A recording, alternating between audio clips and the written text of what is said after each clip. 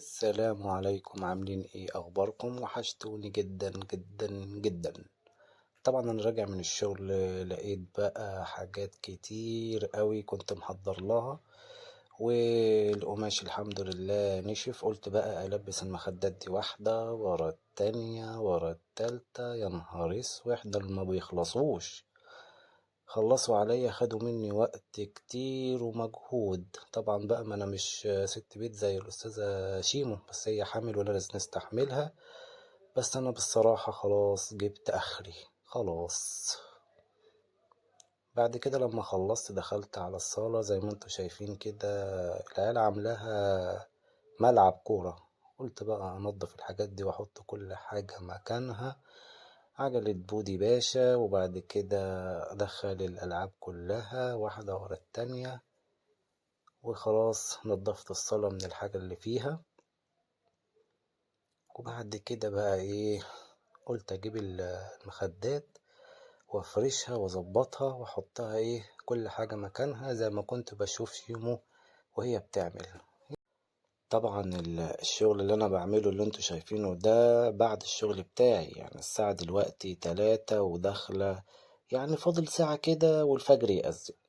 بس طبعا كله لأجل عيون شوشو والبيبي اللي هيشرفنا. بس بقى انا عايز اقول على حاجة، انا محدش يتريق عليا ويفضل يقول لي انت مبتعرفش تعمل حاجة والكلام ده. الكلام ده يا جدعان انا بعمله يعني ايه لما كنت بشوفها.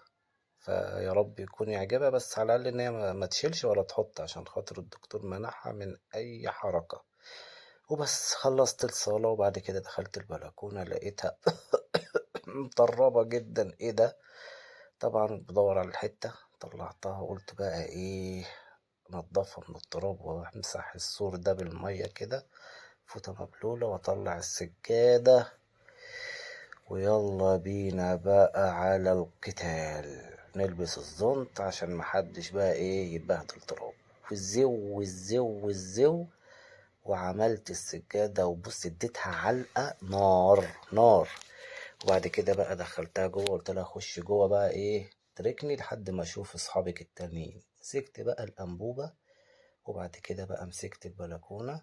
شلت بص التراب عامل ازاي، لو ركزتوا هتلاقي تراب ايه فل الفل. وبعد كده نضفت الأنبوبة وحطيتها ولميت التراب ولميته في الجاروف. وخلاص كده البلكونة جاهزة. رحت بقى ايه مخلص الغسيل، حطيته بقى في الطبق ورحت داخل جوه. طبعا انا مش هوريكم منظر الغسيل اللي انا نشره، عشان انا معترف ان نشيري معفن. بس المهم ان الحاجة تنشف وخلاص.